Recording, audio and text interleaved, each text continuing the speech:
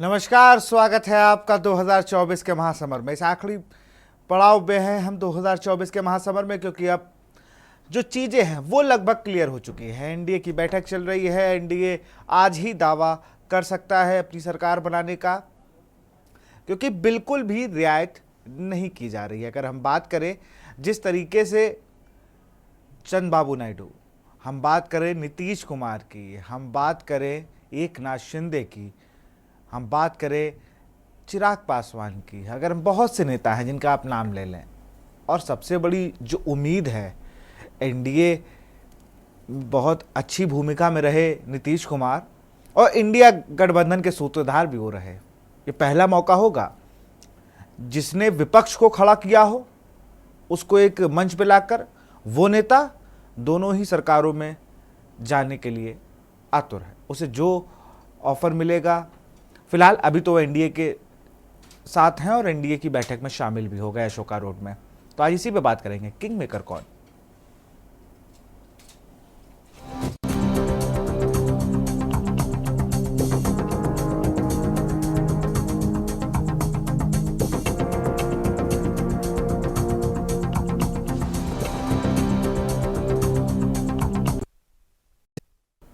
एक तस्वीर सुबह वायरल होती है जिसके बाद सियासी पूरे खेमे में ना फिर कहा जाता है खेला हो गया। और जो कल पोस्टर वायरल हो रहा था नीतीश सबके हैं, उस तस्वीर ने, एक फ्लाइट के वीडियो ने पूरी चीज़ों को, जब तक दिल्ली नहीं आ गए नीतीश कुमार, जब तक वो हवा में रहे तेजस्वी के साथ, यहाँ पर लोगों का फ़ोन बजना शुरू हो गया। कई जगह लोगों ने बीपी की गोलियां भी खा ली। ये तस्वीरें देखिए एक बार। जब उनसे पूछा जा रहा है क्या कहेंगे, कहें ठीक है, कुशल मंगल है, आपको नमन है, बाद में बात करेंगे। वहीं तेजस्वी यादव इस वीडियो में तो फिलहाल पीछे दिख रहे हैं, लेकिन एक तस्वीर आई थी जिसमें बगल में भी बैठे थे। बताया जा रहा है कि दोनों लोगों में बातचीत हुई। सबसे पहले उन्होंने, नीतीश कुमार ने हालचाल लिया। ये तस्वीर देखिए कैसे है। तो उन्होंने खड़े होकर बताया कि अब फिलहाल आराम है, लेकिन बेड रेस्ट की ज़रूरत है। उनके साथ संजय यादव भी हैं, तेजस्वी यादव के बहुत घनिष्ठ मित्रों में हैं और राज्यसभा सांसद भी हैं। ये तस्वीरें आप देखें नीतीश कुमार की। अब एक और नेता जिसने आंध्रा में अपनी वापसी कर दी। कल आंध्रा में जिस तरीके का जश्न था, लोग कहने लगे वेलकम बैक बाबू। मैं चंद्रबाबू नायडू की बात कर रहा हूं। आज वो भी दिल्ली में है और वो भी एनडीए के घटक दलों के साथ शामिल हैं। इन्होंने संजीवनी देने का काम किया वहां पर।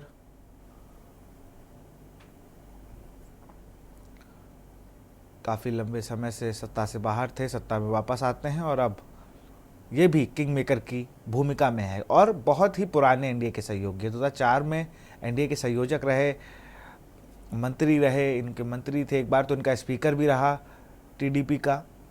तो अपनी बात को कन्विंस कराने में बहुत आगे हैं। अपनी बात को लेकर किस तरीके से उसको कन्विंस कराना है, कैसे सरकार के सामने रखना है, उसमें बहुत माहिर है। लेकिन ये तो दो खेमे हो गए जो एनडीए के साथ हैं। एक चीज़ और भी है, मनोज झा को सुनिए, फिर उस पर चर्चा करेंगे।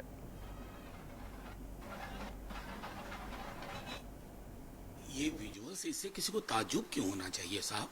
हम साथ काम किए हैं, हम अलग अलग काम किए हैं, लेकिन तेजस्वी जी जिस प्रकार की आदर की भावना नीतीश जी के लिए रखते हैं, उसमें ये विजुअल उसकी तस्दीक करता है। मतलब कोई रंजिश थोड़ी ही है। उन्होंने तो सदन में भी कहा था कि आप एक बार कहते तो। आप अंदाजा करिए, ये अक्सर लोग राजनीति की जो मोदी जी और अमित शाह जी वाली ब्रांड हुई है ना, जिसमें विपक्ष एक दूसरे का शत्रु की तरह, ये शत्रु का भाव ईश्वर के लिए बिहार के गलियारों में नहीं आया है। और उसी संदर्भ में देखिए इन विजुअल्स को, और दोनों गए हैं। इस तस्वीर की तस्दीक की उन्होंने कि भाई यहाँ पर आपसी प्रेम खत्म नहीं हुआ है। उस आपसी प्रेम से बहुत सी बातें निकाली जा रही हैं। इंडिया ब्लॉक खुश हो रहा है, 6 बजे उनकी भी बैठक है। उन्हें आगे की रणनीति पर काम करना है, वो क्या करेंगे। इसी बीच महाराष्ट्र में भी सियासी हलचल हुई। महाराष्ट्र में डिप्टी सीएम देवेंद्र फडणवीस ने प्रेस कॉन्फ्रेंस की और उन्होंने कहा कि मैं सरकार से मुक्त होना चाहता हूं और संगठन को देखना चाहता हूं, संगठन में लगना चाहता हूं, क्योंकि 2025 में महाराष्ट्र में चुनाव है। 2025 के चुनाव को देखते हुए मुझे संगठन के लिए काम करना। और क्या कुछ कहा, एक बार वो सुन लेते हैं। सगळ्यांची अफाट मेहनत आणि सगळ्यांचे आशीर्वाद, जनतेचे आशीर्वाद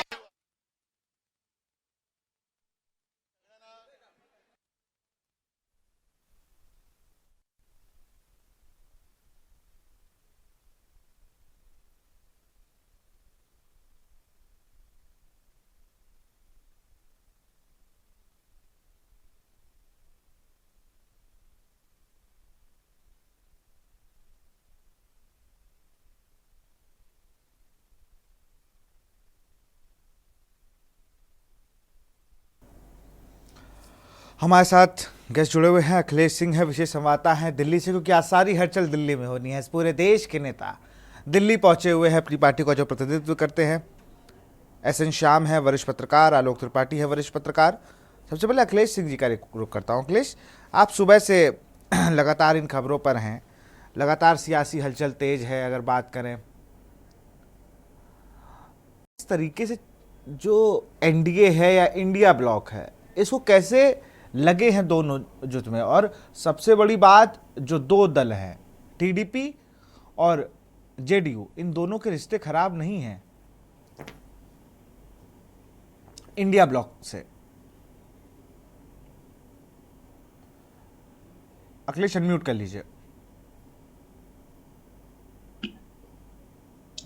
बिल्कुल, इंडिया या एनडीए गठबंधन दोनों की बात की जाए तो दोनों के रिश्ते, ना तो चाहे जेडीयू के नीतीश कुमार के रिश्तों की बात की जाए या फिर टीडीपी चंद्रबाबू नायडू की बात की जाए, दोनों नेताओं के, दोनों पार्टियों के ना तो एनडीए के साथ रिश्ते खराब है और ना ही उनके इंडिया गठबंधन के साथ रिश्ते खराब। इस लिहाज से दोनों पॉजिटिव सेंस में देख रहे हैं कि इंडिया के गठबंधन वाले सोच रहे हैं कि हो सकता है कि हमारे साथ आ सकते हैं, वो भी उस तरह से बातचीत उनकी जारी है। लेकिन जहां तक सवाल है एनडीए का, तो अभी वर्तमान की स्थिति के हिसाब से इंडिया गठबंधन के सिवाय अगर एनडीए को देखा जाए तो एनडीए में जेडीयू भी शामिल है और टीडीपी शामिल है, यानी चंद्रबाबू नायडू भी शामिल है और नीतीश कुमार भी शामिल है। और आज एनडीए की जो प्रधानमंत्री आवास पर इस वक्त बैठक चल रही, उस बैठक में ये दोनों नेता भी शामिल है। तो इस सीधे लिहाज से देखा जा सकता है कि जेडीयू और टीडीपी दोनों एनडीए की बैठक में, प्रधानमंत्री की अध्यक्षता में जो बैठक हो रही उसमें दोनों लोग शामिल हैं, यानी वो एनडीए को सीधा सा समर्थन दे रहे हैं और सरकार में शामिल भी हो रहा है। अब सवाल उठता है कि इंडिया गठबंधन भी जल्दबाजी में है, लेकिन सवाल ये भी है दूसरा कि क्या इंडिया गठबंधन के साथ ये दोनों पार्टी आएंगी ताकि उनके पास जो बहुमत का जादुई आंकड़ा वो प्राप्त करने की उम्मीद लगाए बैठे हैं, वो पूरा हो सकता है कि नहीं हो सकता है। तो इसी के तहत देखा जाए, लेकिन जो अब तक खबर निकल के अंदर आ रही है प्रधानमंत्री आवास से कि जो एनडीए की बैठक चल रही, एनडीए की बैठक अभी खत्म होगी तो प्रधानमंत्री सीधे राष्ट्रपति भवन जा सकते हैं और वहां पर सरकार बनाने का दावा पेश कर सके। तो इससे आप अंदाजा लगा सकते हैं कि एनडीए भी बहुत जल्दबाजी में, भारतीय जनता पार्टी भी कोई चूक नहीं करना चाहती। अच्छा, मुझे लग रहा है, मुझे अखिलेश जी जो लग रहा है, 6 बजे इंडिया ब्लॉक की बैठक है, 4 बजे से एनडीए की बैठक स्टार्ट हो गई। मुझे लगता है 10 मिनट का समय भी नहीं देना चाहते हैं टीडीपी और जेडीयू के नेताओं के, कि वो बाहर जरा आके दिल्ली का माहौल ही चेक कर ले कि भाई चलिए, अच्छा हम संसद कैंटीन हो आए, जरा हम कुछ देख लें, हम आंध्रा भवन हुआ है, हम बिहार भवन हुआ है। वो कह रहे करिए ये लोग कहीं गए, क्योंकि इंडिया ब्लॉक ने भी तैयारी पूरी कर रखी है। देखिए, उसमें कोई ऐसी बात नहीं है, तभी इतनी जल्दी हो रही है, वरना एनडीए जो अलायंस है, नेशनल डेमोक्रेटिक अलायंस, ये इतनी जल्द हड़बड़ी में रहता नहीं है। और उधर शिंदे गुट में भी मारकाट मची हुई है। बिल्कुल, अगर महाराष्ट्र में देखा जाए तो महाराष्ट्र में भी शिवसेना की तरफ से लगातार ये कहा जा रहा है कि शिंदे गुट शिवसेना के जो सांसद जीते हैं वो अभी उद्धव ठाकरे गुट के साथ संपर्क में है। और एक सबसे बड़ी बात ये बता दें कि इंडिया गठबंधन की बैठक हो रही है, उस इंडिया गठबंधन में सभी बड़े नेता शामिल होने आ रहे हैं। अब तक जो सूचना आई है उसके हिसाब से उद्धव ठाकरे इस बैठक में शामिल होने नहीं आ रहे हैं, उनकी जगह पर संजय राउत आ रहे हैं। तो इस लिहाज से देखें कि महाराष्ट्र में कुछ न कुछ जरूर चल रहा है, जिसके वजह से उद्धव ठाकरे आज इंडिया गठबंधन की बैठक में ममता बनर्जी इस बैठक में आ रही है, अभिषेक बनर्जी आ रहे हैं, पहुंच गए हैं? संजय राउत बैठक में शामिल होने मैं के लिए टीएमसी दिल्ली पहुंचे। मैं टीएमसी के प्रतिनिधिमंडल की अगर बात करूं, यहां पर ममता बनर्जी आ रही हैं या फिर अभिषेक बनर्जी आए हैं? अभी अभी इंडिया गठबंधन की बैठक में शामिल होने के लिए पश्चिम बंगाल से टीएमसी के तरफ से अभी ममता बनर्जी या अभिषेक बनर्जी दोनों के लिए नामों पर कुछ कहा नहीं गया। हो सकता है कि दोनों लोग दिल्ली आ रहे हैं, उनमें से एक लोग कोई जाए, इतना अभी टीएमसी की तरफ से कंफर्म नहीं किया गया। लेकिन उम्मीद जताई जा रही है कि ममता बनर्जी भी दिल्ली पहुंच रही हैं, पहुंचने वाली हैं, अभिषेक बनर्जी भी है। तो अंदाजा लगाया जाएगा कि ममता बनर्जी उस बैठक में जाएंगी नहीं जाएंगी, या फिर अपने प्रतिनिधि के तौर पर अभिषेक बनर्जी को भेजेंगी। लेकिन ये है कि शिवसेना में क्लियर हो गया है कि उद्धव ठाकरे बैठक में शामिल नहीं हो रहे हैं, उनके प्रतिनिधि के तौर पर संजय राउत आज बैठक में होंगे। तो इस तरह की जो चीजें चल रही हैं, उससे अंदाजा लगा सकते हैं कि इंडिया गठबंधन भी हर तरह से सक्रिय है। वो जेडीयू से बात करने की कोशिश कर रहा है, जो भी अंदर की खबरें आ रही हैं। दूसरा क्या है, टीडीपी से भी बात करने की कोशिश हो रही है। और शरद पवार ने भी कहा था, वो शरद पवार अपनी बेटी सुप्रिया सुले के साथ दिल्ली पहुंच रहे हैं, तो वो भी गठबंधन की मीटिंग में जो शामिल होंगे। लेकिन उनके तरफ से एक चीज कहा गया, जब पत्रकारों ने उनसे पूछा क्या आपके तो पुराने साथी रहे हैं चंद्रबाबू नायडू की आपकी बात हुई, तो उन्होंने कहा कि मैंने अपनी तरफ से कोई बातचीत नहीं की, ना तो इसकी शुरुआत की। अगर इंडिया गठबंधन की बैठक में जब शामिल होने में जा रहा हूं, जब शामिल होंगे और वहां अगर इस तरह की कोई बात आएगी और मुझसे कहा जाएगा, तो मैं चंद्रबाबू नायडू से बात करने की पहल करूंगा। वही ममता बनर्जी की बात की जाए या फिर अखिलेश यादव के बीच क्या, अब तो अखिलेश यादव को भी इंडिया गठबंधन पहुंचने की मीटिंग के बाद शायद कोई इस तरह की जिम्मेदारी कुछ मिल सकती है, उनको भी किसी से बात करने के लिए। तो अभी तक इंडिया गठबंधन की जो बैठक होगी और उसके बाद बैठक के बाद जब नेता निकलेंगे तो अंदाजा लगेगा कि क्या रुख है उनकी। बातचीत से ही मीडिया में सब कुछ समझ में आएगा कि क्या और चल रहा। हो सकता है कि उससे पहले एनडीए की बैठक खत्म हो और इंडिया की बैठक खत्म होने के बाद सीधे प्रधानमंत्री मोदी राष्ट्रपति भवन जाए और वहां राष्ट्रपति द्रौपदी मुर्मू को सरकार बनाने का दावा भी पेश कर दे। अगर ऐसा होता है तो फिर इंडिया गठबंधन इंतजार करेगा सरकार के गठन का, और उसके बाद कोई खेला हो सकता है। अगर जेडीयू और टीडीपी से कोई संपर्क पहले अब तक हो चुका है, जिस प्रकार तेजस्वी यादव और नीतीश कुमार एक ही फ्लाइट में आए हैं, उससे अंदाजा लगा सकता है अगर वहां कुछ खिचड़ी पकी है और बिहार में ऐसा कुछ हुआ है और जेडीयू और आरजेडी के बीच में कोई वार्ता हुई है इंडिया गठबंधन के मद्देनजर, तो फिर कुछ खेला आज रात में भी हो सकता है। तो फिलहाल इंतजार करना होगा, आज रात में बहुत कुछ चीजें साफ हो जाएंगी। लेकिन एनडीए की बैठक के बाद क्या प्रधानमंत्री मोदी राष्ट्रपति भवन जाके सरकार बनाने का दावा पेश करते हैं, वो भी एक देखने वाली बड़ी बात होगी। और दूसरा क्या है कि और सबसे बड़ी बात है कि अभी दोनों ही दलों को, दोनों ही अलायंस को अपने दलों को अपने साथ रखने की चुनौती है। हो सकता है कि इंडिया गठबंधन से भी कुछ दल के कुछ सांसद वहां चले जा सकते हैं। आलोक त्रिपाठी जी हमारे साथ, वरिष्ठ पत्रकार हैं। आलोक जी, पहले तो ये हो रहा था कि भाई 400 पार, फिर सीटें आई, फिर अल्पमत में एक तरीके से है सरकार, अब उनको सहारा चाहिए। अब उन सहारों पर भी विपक्षी दलों की नज़र है। और मुझे तो ये भी आ रहा था सुनने में कि जिस तरीके से उद्धव ठाकरे को सनातन और हिंदू फैक्टर से जोड़ने की कोशिश की जा रही थी, बाला साहब की नीतियाँ बताई गई हैं, तो कई सिनेरियो बनते तैयार हो रहे हैं। जी बिल्कुल। देखिए, लेकिन इन सबके पीछे अगर देखिए माहौल, तो बिहार के नीतीश कुमार जी, देखिए जो आज भारतीय जनता पार्टी के विजय रथ को रोकने में कामयाब हुआ वो इंडिया गठबंधन है। और इस इंडिया गठबंधन की नींव ही रखी थी नीतीश कुमार जी ने। तो सोचिए कितने बड़े वो खिलाड़ी हैं इस पूरे रणनीतिकार के। और आज वो फिर उनके ऊपर ये लग रहा है कि वो इंडिया गठबंधन, चूंकि उनका ही बड़ा रोल है कि वो और जो है चंद्रबाबू नायडू जी भी कह लीजिए उसके साथ में है कि मतलब वो किधर जाएंगे, जिधर जाएंगे वही सरकार बनाएगी। तो कुल मिलाकर के पूरा किंग मेकर कह लीजिए कि मतलब इंडिया गठबंधन को आज जिस पोजीशन पर लाए हैं या जिसकी नींव डाली वो भी नीतीश कुमार जी थे। तो कुल मिलाकर के भारतीय जनता पार्टी को उन्होंने असमंजस की स्थिति में तो पहुंचा ही दिया है। अब ये बात अलग है कि आज इंडिया गठबंधन भी मीटिंग कर रहा है और एनडीए भी कर रहा है। और मुझे नहीं लगता कि एनडीए इतना मौका इंडिया गठबंधन को देगा कि वो कुछ अपनी रणनीति बना पाए या कुछ रणनीति कर पाए, और उसके पहले ही वो अपने जो संसदीय दल है और उसमें जाकर के राष्ट्रपति से मिलेंगे। तो कुल मिलाकर के चूंकि इस समय खेला होने के चांसेस बहुत ज्यादा है, और इंडिया गठबंधन के भी सभी नेता दिल्ली में है, या कह लीजिए पूरे देश के बड़े बड़े नेता दिल्ली में है, और बिल्कुल, दिल्ली में मुझे कौन लगता है किसकी खिचड़ी किससे पक बिल्कुल। जाएगी, इसको लेकर के बड़ी दिलचस्पी है लोगों में। आपको क्या लग रहा है, जो सियासी आपने चुनाव कवर किए, इतने रिजल्ट देखे, आपके नजरिए से क्या होता नजर आ रहा है?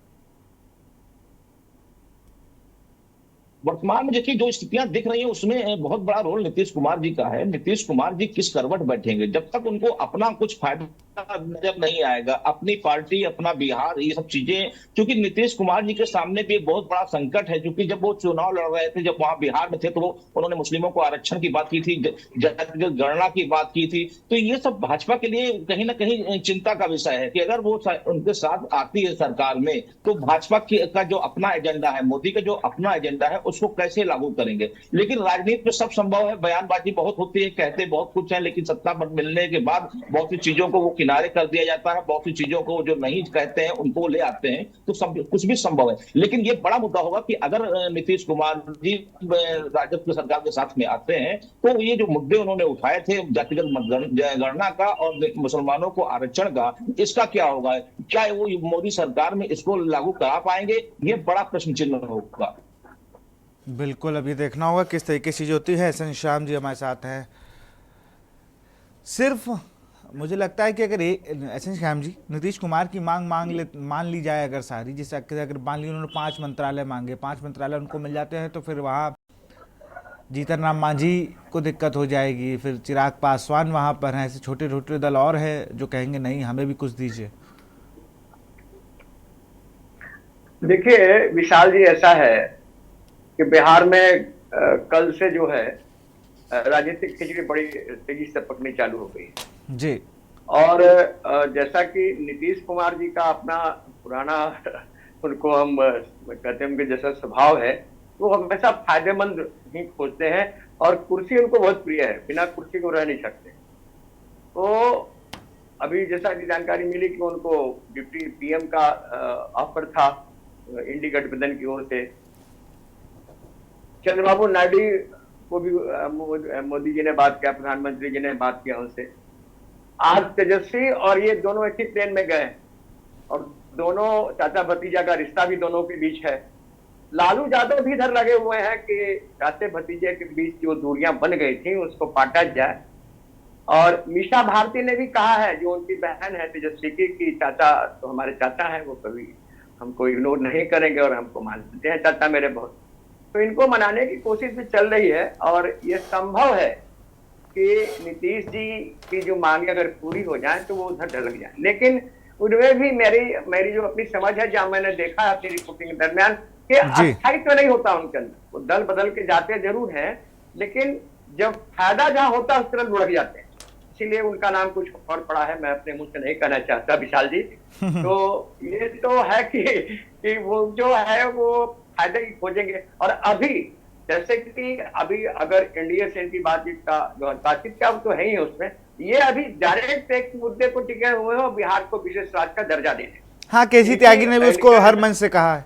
हाँ। तो ये है कि अगर उनके साथ इनका ये सेटलमेंट हो जाता है तो फिर वो छोड़ेंगे नहीं। लेकिन स्थिति जरूर बदली है, परिस्थितियां बदली है। कि मैं तो सारा दिन कल कॉलेज में काउंटिंग सेंटर में था, देखा है मैंने बड़े नजदीक से काउंटिंग से लेके सारा प्रोसेस तक। तो अब मीसा भारती जो पहली बार राजनीति में आई, उन्होंने कहा कि पापा मैं पास कर गई। रामकृपाल जी जैसे व्यक्ति जिनको एक बहुत सीजन्ड नेता माने जाते हैं, काफी पटना पाटलिपुत्र क्षेत्र को उनका पड़ रहा है और वो लोकल है भी, काफी अच्छे लोगों में से माने जाते हैं, उनका हारना भी बहुत चिंताजनक है। लेकिन मैंने जो देखा इस बार एम और वाई समीकरण जो है वो बिहार में बड़ा काम किया है और वो पूरी तरह आरजेडी के कहीं न कहीं पक्ष में गया है। विशाल जी, एक चीज़ और भी है, जैसे आप मान लीजिए कि नीतीश कुमार को ज़्यादा तवज्जो दी जाती है, तो कहीं दिक्कत तो नहीं हो जाएगी? चिराग पासवान को 5 सीटें वो भी जीत के आए हैं, 100% स्ट्राइक रेट उनका भी है। उन्होंने कहा बहुत सही बात विशाल जी, अब ठीक कहा। तो जीतनराम मांझी भी आ जाएंगे, फिर जीतनराम मांझी तो मुख्यमंत्री भी रह चुके हैं बिहार के। देखिए ऐसा है ना कि राजनीतिक जो उनको क्या कहते हैं कि जीवन, चिराग पासवान का और नीतीश कुमार में डबल अंतर है। चिराग पासवान के लिए अभी बहुत आगे राजनीतिक मैदान खुला पड़ा हुआ है, और नीतीश जी पासवान के उस मैदान के अंतिम छोर पे पहुंच चुके हैं, राजनीति का अंतिम छोर है उनका, तो दिक्कत तो नहीं आएगी। और हमें लगता है कि जिस प्रतिबद्धता के साथ चिराग पासवान 5 सीट लेकर के और 5 सीट लाए, बल्कि यहाँ तक कि नीतीश कुमार के मंत्रिमंडल में शामिल अशोक चौधरी जी की बेटी शामिल हुई, जो पहली बार चुनाव में जीती है, आई है चुनाव, वो जीत गई, तो नीतीश कुमार के कारण ही ऐसा हुआ। चिराग पासवान ही ने, उनको किसी पार्टी ने लेने के तैयार नहीं थी, भाजपा नहीं, नीतीश जी खुद नहीं दे सके उसको टिकट, तो चिराग पासवान के साथ आई और वो जीत गए समस्तीपुर क्षेत्र से। तो ऐसा नहीं होना चाहिए मेरी समझ में, लेकिन ये राजनीति है, राजनीति में किसी का कोई क्या उसको बोलते हैं, प्रतिबद्धता होती नहीं है। अगर राजनीति में ज्यादा, राजनीति में कोई दुश्मनी नहीं है, कोई दोस्ती नहीं है, और राजनीति में कुछ भी कभी भी संभव है।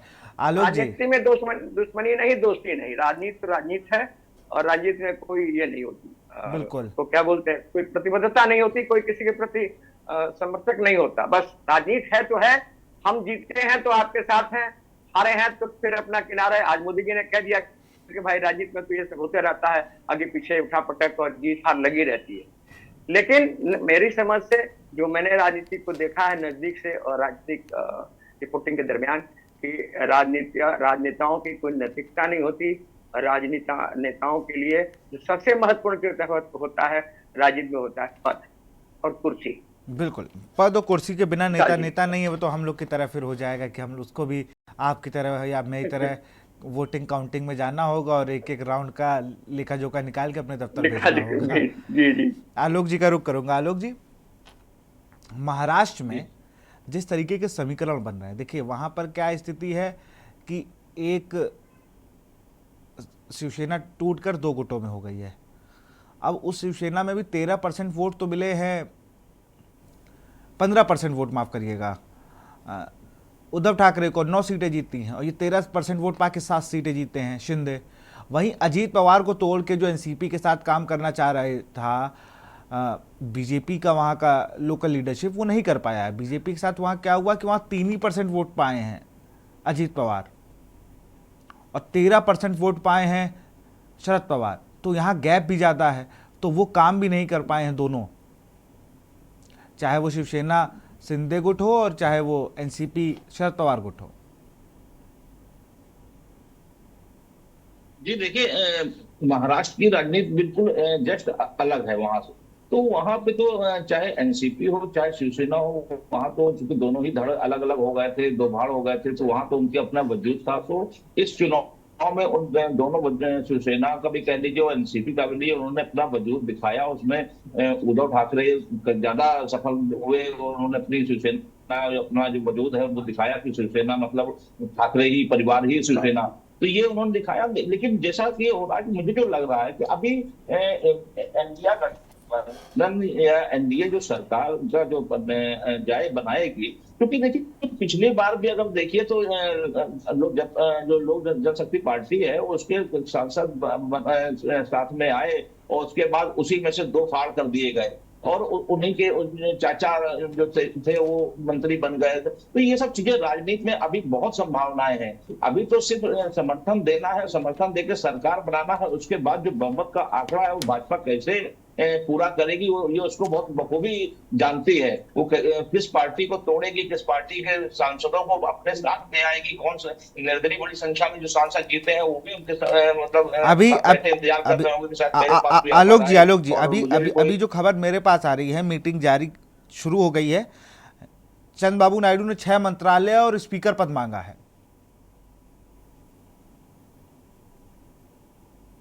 जी देखिए, भारतीय जनता पार्टी के लिए सबसे बड़ा जो कठिन दौर है वो यही है जिस तरह से पिछले 10 वर्षों में मोदी सरकार चली और मोदी का एक अलग सम्राट कहते थे कि मोदी है तो मुमकिन है, वो अब इस बार 5 साल ये संभव नहीं। मोदी का जो एजेंडा था वो फॉलो नहीं कर पाएंगे अगर इस तरह से खिंचातानी होती रही। क्योंकि नीतीश जी हो चाहे चंद्रबाबू नायडू हो, ये जब तक इनको अपना हित नहीं दिखेगा ये सरकार को समर्थन नहीं देंगे, और समर्थन देंगे भी अगर जिस दिन उनको ऐसा लगता है कि कुछ दिक्कत आएगी, ये समर्थन वापस लेके इंडिया गठबंधन के साथ भी चले जाएंगे। ये राजनीति में बहुत बार इस तरह का घटनाएं पहले भी हो चुकी हैं और तो फिर होने में, और नीतीश जी तो इसमें बहुत बड़े खिलाड़ी हैं। तो इसलिए अभी तो फिलहाल जो इंडिया गठबंधन का जो लक्ष्य है एनडीए का, वो लक्ष्य है कि किसी तरह सरकार बना करके में आए, उसके बाद वो जो आंकड़े होंगे उस आंकड़ों को कैसे पूरा करना है उसमें ये लोग बहुत माहिर हैं, और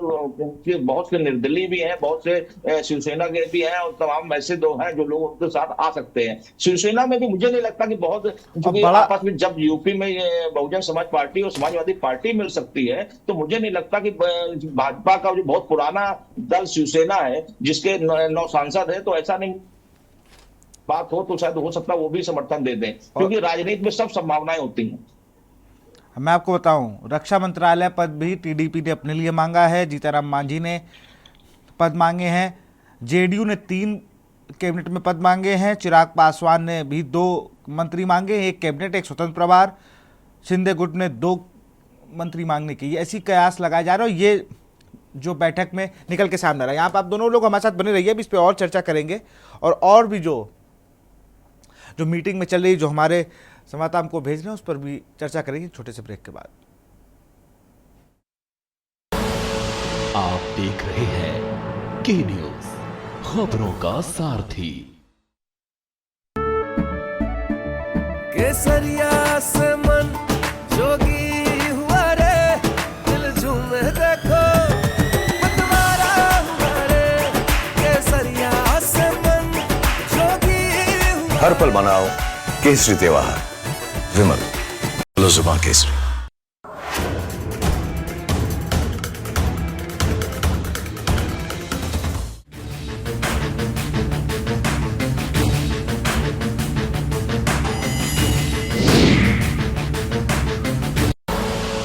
आप देख रहे हैं के न्यूज, खबरों का सारथी।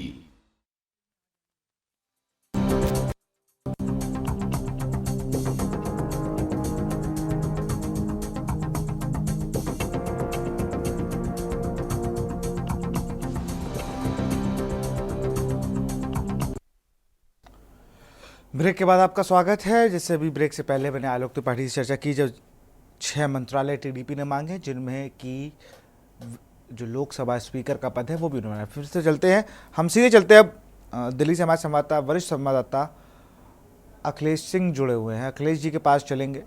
उससे पहले सवाल लेते हैं एस एन श्याम जी से, वरिष्ठ पत्रकार हैं। एस एन श्याम जी, जिस तरीके से अभी देखिए हम लोगों ने चर्चा कर ही रहे थे, अब देखिए 2 पद 12 जीतने वाला भी मांग रहा है और 2 ही पद 5 सांसद लाने वाला भी मांग रहा है।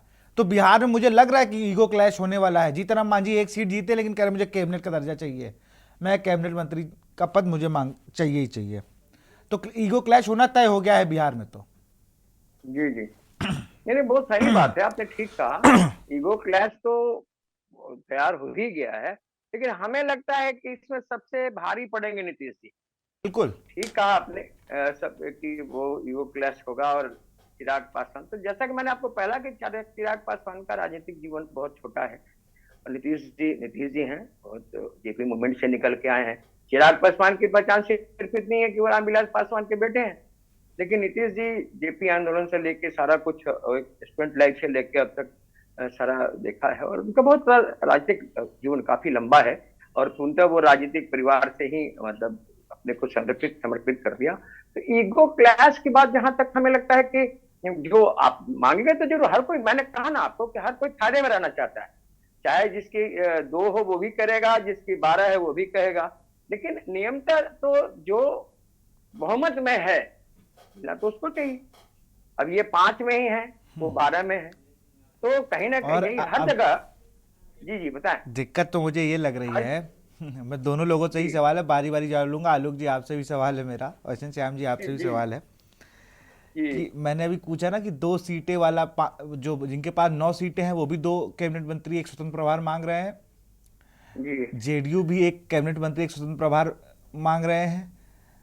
जीतनराम मांझी इकलौते व्यक्ति हैं, उनके पास एक सांसद है, वो भी कैबिनेट मंत्री मांग रहे हैं। और शिंदे, एकनाथ शिंदे महाराष्ट्र से आते हैं, उनके पास 7 सांसद हैं, वो भी यही चीज सेम जो चिराग पासवान मांग रहे हैं, जेडीयू मांग रहे हैं। तो पहली बार बीजेपी, मुझे लगता है पहली बार अमित शाह और मोदी जी के लिए, हर बार क्या होता था 274 बीजेपी प्लस होती थी, तो उस तरीके की गुणागणित होती नहीं थी। गृह हमारे पास है और आप दे दीजिए, इधर किसी को दे दीजिए कोई विभाग, तो कोई पूछता नहीं था, उसमें इतना विरोध होता नहीं था। लेकिन इस बार तो क्या है कि अगर आप 20 सरकार में भी कुछ हो गया तो दिक्कत हो जाएगी। ऐसे श्याम जी जी देखा, मैंने कहा ना आपको कि आप ठीक कह रहे हैं, लेकिन जहां तक हमें लगता है कि सीटों का बंटवारा का खेल अभी नहीं होना चाहिए। अभी तो सिर्फ है कि कौन किसको आप शपथ दिलवाएंगे प्रधानमंत्री का, उसके बाद होगा। लेकिन शर्त तो लग गया है, शर्त लग गया है कि हमें ये चाहिए, तब आपको हम समर्थन देंगे। अब तो समर्थन का खेल अभी यहाँ पे है। 240 अकेले भाजपा लाई है, 233 पूरे ये लोग मिल करके लाए हैं। वो तो लेकिन हमें देखिए लगता है कि, वो 240 लाख के भी टेंशन में, ये 233 में ही खुश है। टेंशन एक बड़ी बात ये मोदी है का खेला है ना, ये तो मोदी का खेला है ना कि भैया हम जीत के भी ये है, तुम हार के भी जो है टेंशन में, इतने ज्यादा सीट लाके यही भी फर्क है, टेंशन में यही हो। तो लोकतंत्र है। सबसे अच्छी बात तो यही है आलोक जी कि लोकतंत्र बड़ा खूबसूरत है हमारा, जहां पर 40% वाला लड्डू बांट रहा है और 80% वाला अपने बालों को नोच रहा है कि मुझे सारे दलों को बुला के मीटिंग करनी बालों में पड़ेगी। खुजली कर रहा है कि भाई क्या होगा। हाँ, बिल्कुल। ये स्थिति है। आलोक जी का रुख करते हैं। आलोक जी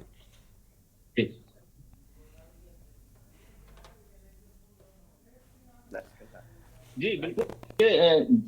जिस तरह से वहां की बैठ रही, लेकिन मुझे लगता है कि इसमें भी कंप्रोमाइज कहीं ना कहीं, चाहे जीतन मांझी हो, चाहे रामविलास पासवान के पुत्र चिराग पासवान हो, या नहीं बात की है कुमार भी हो, सभी को करना पड़ेगा। और भारतीय जनता पार्टी या राजग गठबंधन जो है वो इस तरह का बीच में, चूंकि अगर देखिए तो यूपी से भी कई सहयोगी थे, चाहे अपना दल हो चाहे निषाद पार्टी हो, तो कहीं ना कहीं उन्होंने उसमें भी समझौता किया। तो इससे करेंगे, हाँ थोड़ी सी कठिनाइयां जरूर सामने आएंगी इस बार, क्योंकि जो पहले इतनी दिक्कतें नहीं थी, जो बहुमत था उनके पास, जो कि इस बार बहुमत से पीछे है, तो इस बार उनको कहीं ना कहीं थोड़ा सा कंप्रोमाइज भारतीय जनता पार्टी को करना पड़ेगा। और अपने जो सहयोगी है उनको साथ में यदि लेंगे तो उनके साथ में भी कुछ ना कुछ कंप्रोमाइज उनको करके सत्ता में आगे बढ़ना पड़ेगा। और इसके लिए वो लोग माहिर हैं, मुझे लगता है कि कुछ ना कुछ ऐसा समझौता निकालेंगे, ऐसी रास्ता निकालेंगे कि जो उनके विभाग भी उनको मिल जाए। और लेकिन महत्वपूर्ण विभाग मुझे नहीं लगता कि वो नीतीश जी को छोड़ किसी और को देने के लिए तैयार होंगे। कुछ ना कुछ उसका बीच का रास्ता वो निकालेंगे, क्योंकि भारतीय जनता पार्टी भी कोई ऐसा नहीं कि उनका जो नेता है या बहुत मजे हुए खिलाड़ी हैं और आपस में तालमेल बैठाएंगे। चूंकि और जो सहयोगी दल है उनको भी मालूम है कि सत्ता में रहने के लिए थोड़ा बहुत कंप्रोमाइज, तो शायद इसीलिए उनको मालूम है कि जब कहेंगे तो सीटें कुछ कम कर लेंगे, मंत्रिमंडल कम में हम जो 4 की जगह 2 मांग ले लेंगे। लेकिन अभी तो वो हर चीज बढ़ा के मांगेंगे, क्योंकि जब ज्यादा नहीं मांगेंगे तो शायद कम मिलेगा। तो इसीलिए सबने अपने अपने दावे कर दिए हैं। अब उसमें रास्ता क्या निकलता है ये तो आपस में निर्णय के बाद ही पता चलेगा।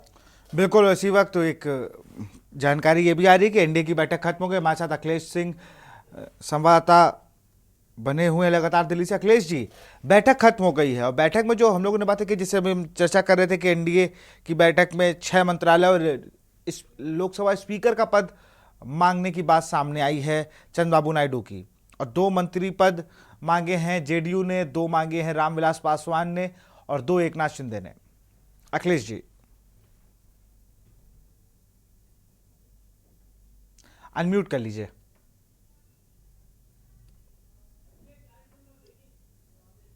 एनडीए की बैठक खत्म होने के बाद जो सबसे अपडेट और ब्रेकिंग के तौर पर देखा जाए तो अभी एनडीए की तरफ से कह सकते हैं कि बीजेपी की तरफ से राष्ट्रपति से मिलने का समय मांगा गया था।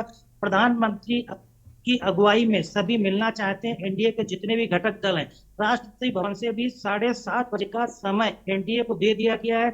सभी घटक दल जो एनडीए में शामिल है, भारतीय जनता पार्टी की अगुवाई में। आपको रोकेंगे, इसी बीच बड़ी खबर आ रही है। बड़ी खबर आपको दिल्ली से बता रहे हैं, एनडीए की बैठक खत्म, पीएम आवास में चल रही बैठक खत्म।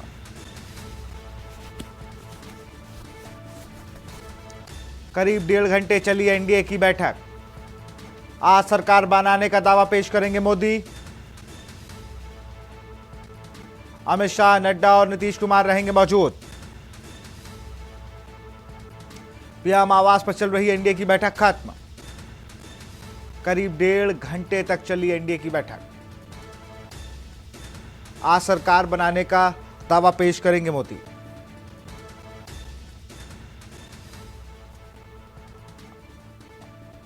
अखिलेश जी अपनी बात को पूरा करें।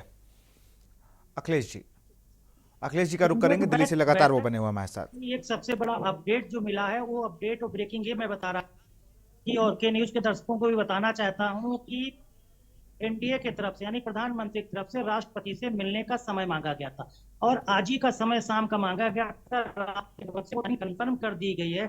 शाम को 7:30 बजे का टाइम राष्ट्रपति भवन के तरफ से एनडीए को दिया गया है। प्रधानमंत्री की अगुवाई में एनडीए के जो भी घटक दल के नेता आज बैठक में शामिल हैं। संभावना ये जताई जा रही है सबके सब नेता आज राष्ट्रपति भवन 7:30 बजे जाएंगे और राष्ट्रपति भवन में राष्ट्रपति से मुलाकात करेंगे।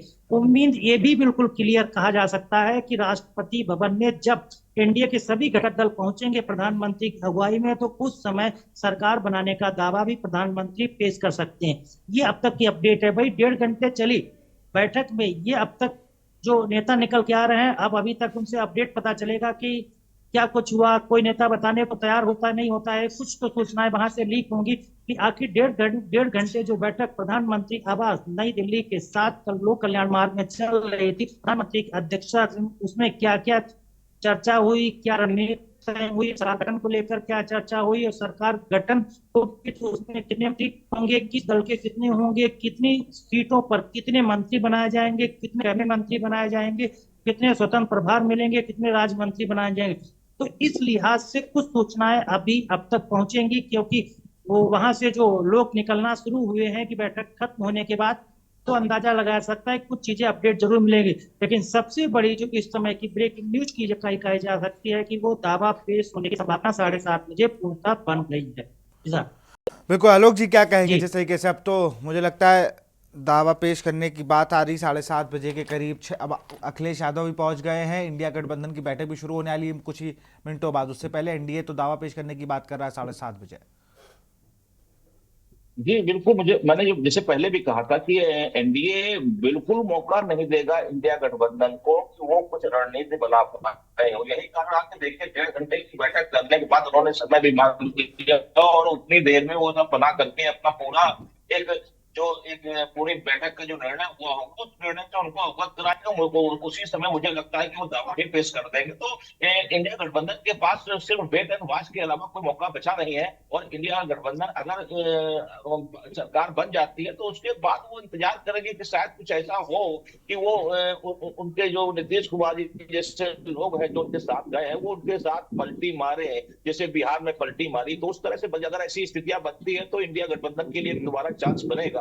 लेकिन फिलहाल तो एनडीए ने सभी रास्ते बंद कर दिए हैं और जो जिस तरह से खबर निकल के आ रही है कि 7:30 बजे राष्ट्रपति महोदय जी ने समय दिया है तो उसके बाद मुझे नहीं लगता कि इंडिया गठबंधन के लिए कुछ बचा है। सिर्फ वो मीटिंग करके आगे की भविष्य में इन सरकार के खिलाफ जो है नई सरकार का गठन होना है तो आज राष्ट्रपति के पास प्रधानमंत्री ने जाकर अपना इस्तीफा दिया। तो ये तो एक प्रक्रिया है। लेकिन मैं एक स्ट्रक्चर जानना चाहता हूं कि अगर मान लीजिए अभी तो समर्थन पत्र दे दिया है, अभी दावा पेश हो जाता है, अगर दावा पेश करने के रात तक कोई दल अलग हो जाए, कोई 2-3 दल अलग हो जाते हैं किसी भी अलायंस से, तो फिर क्या स्थिति होती? क्या तब फ्लोर टेस्ट के लिए ओर जाते हैं हम लोग?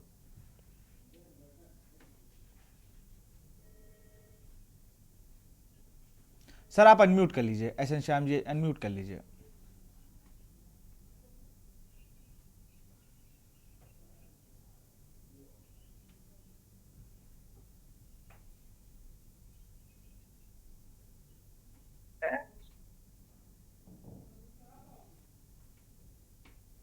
आलोक त्रिपाठी जी का रुख करते हैं, शायद कुछ तकनीकी खामियां। आलोक जी जी मेरा सवाल ये था कि जिस तरीके से मान लीजिए अभी तो समर्थन पत्र किसी को मिल जाता है, दोनों अलायंसों में है, वो राष्ट्रपति के पास जाते हैं, उसके बाद वो दल हट जाए उनके खेमे से।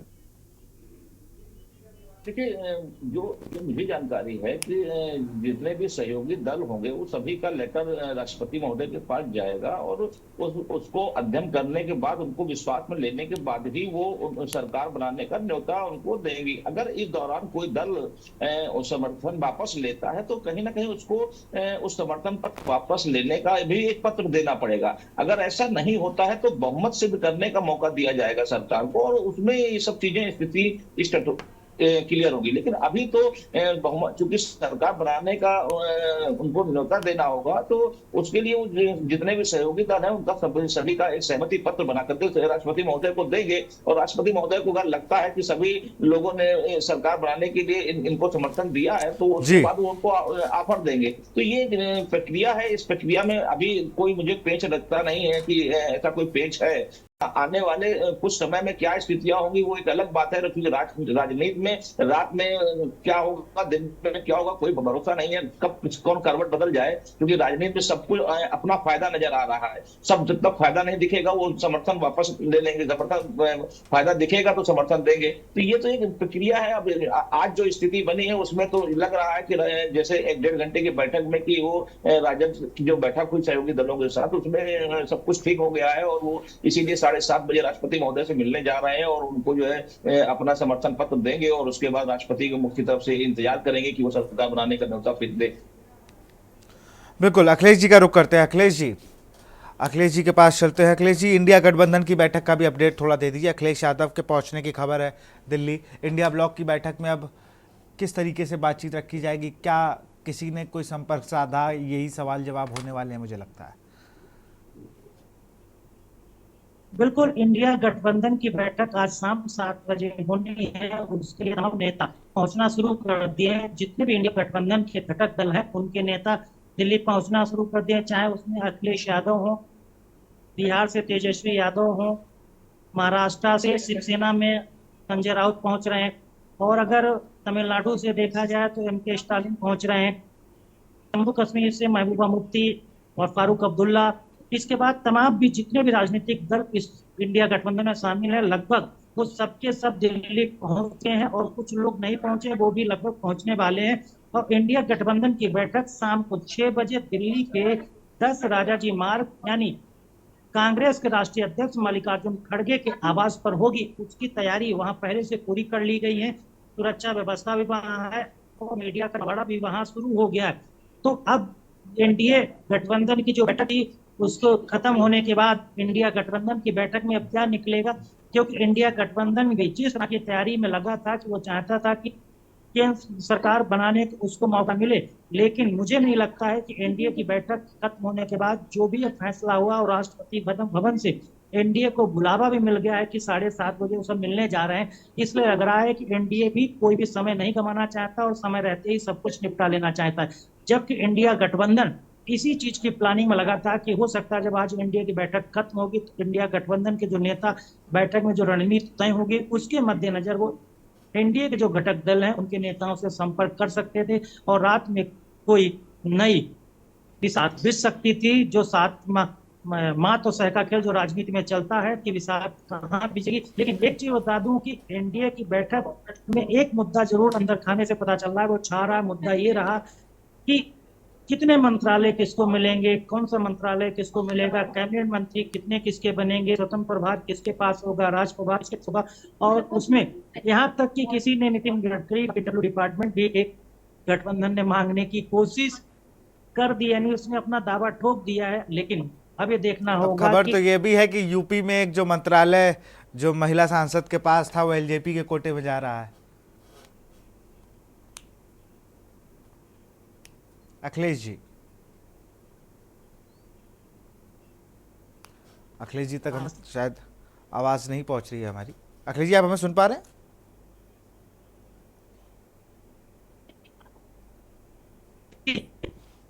जी, मैं ये कहता है कि खबर जो आ रही है कि जो यूपी कोटे में अपना दल का मंत्री जो सांसद थी अनुप्रिया पटेल, उनका जो मंत्रालय है वो एलजेपी को मिलने जा रहा है। ज्योतिराज सिंधिया का भी विभाग जो है वो गठबंधन की किसी पार्टी की ओर जाएगा।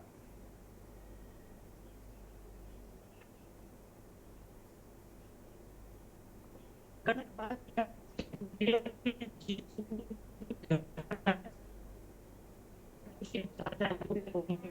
अखिलेश जी की आवाज़ हम तक नहीं आ पा रही। हम आलोक जी का रुख करते हैं। आलोक जी, फाइनल कमेंट लूंगा आपसे, फिर मैं एस एन श्याम जी का रुख करूंगा।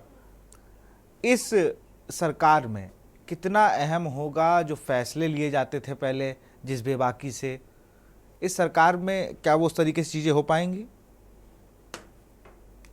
देखिए, अभी तक की जो 10 सालों की सरकार चली, मोदी की सरकार, उसके जो निर्णय थे, मोदी का जो एजेंडा था, वही एजेंडे पे पूरी सरकार ने काम किया। लेकिन कल जिस तरह से जीतने के बाद जब वहां दिल्ली में भारतीय जनता पार्टी कार्यालय में मोदी जी ने जो बोला, उन्होंने कहा कि अब की जो 5 साल होंगे उसमें और कड़े फैसले लिए जाएंगे, तो इन्होंने कहा जरूर है। लेकिन मुझे जो आज जो स्थितियां बनी है, जो रणनीति बनी है, जो दबाव बना है विपक्ष ने, जो सीटों को लेकर के, विभागों को लेकर, मंत्रालय, तो ऐसा लग नहीं रहा कि अब वो इतना आसानी से कोई निर्णय कर पाएंगे। और खासकर नीतीश जी जैसे मजे हुए खिलाड़ी अगर और आलोक जी, इसी बीच एक और बड़ी खबर आ रही है, आपको रोकूंगा माफी के साथ। दिल्ली से खबर, एनडीए ने घटक दलों ने मोदी को समर्थन पत्र सौंपा है। शाम 7:30 बजे जाएंगे एनडीए के नेता।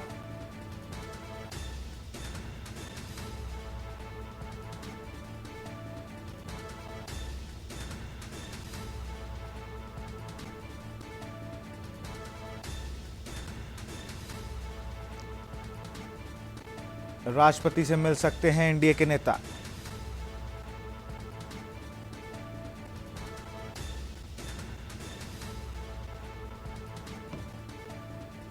दिल्ली से खबर, एनडीए ने घटक दलों ने मोदी को सौंपा है समर्थन पत्र।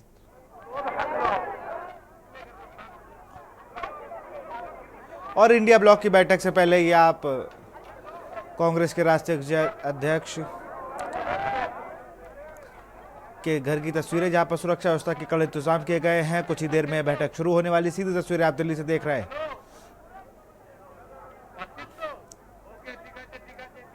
यहाँ पर लगातार सुरक्षा व्यवस्था जो है वो चाक चौबंद की गई है।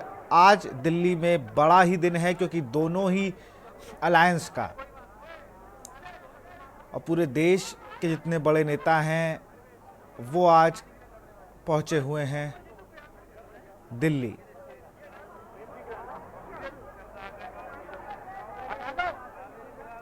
मीडिया का जमावड़ा लग चुका है और बड़ी बात है कि अभी 7:30 बजे एनडीए जो है वो राष्ट्रपति को समर्थन पत्र देगा और 6 बजे से इंडिया ब्लॉक की जो बैठक है वो शुरू हो रही है। हम रुक करते हैं सीधे, हमारे साथ एस एन श्याम जी मौजूद हैं। सर, कुछ ही समय बचा है और बैठक शुरू होने वाली है, किस तरीके से देखते हैं इस बैठक को?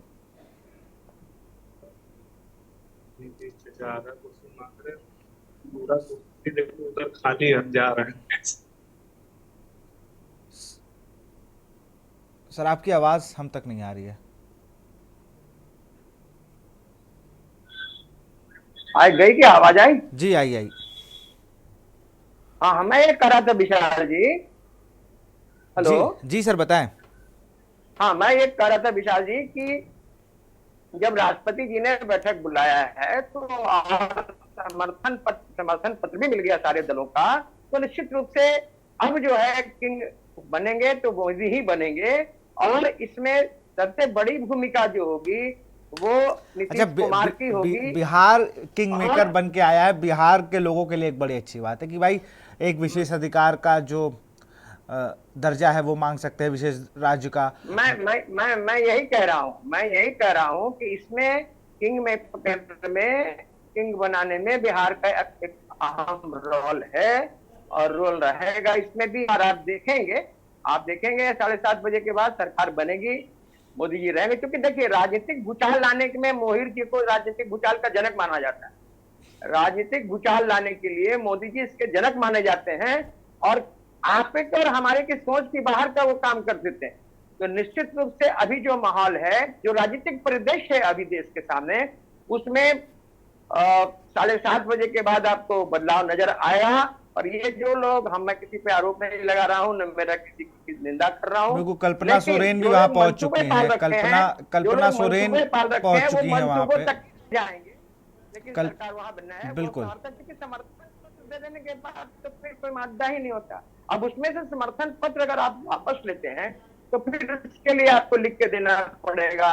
राष्ट्रपति चाहे तो आपको मौका दे सकती हैं प्रोटेस्ट के लिए। ये सब कुछ राष्ट्रपति पे निर्भर करता है।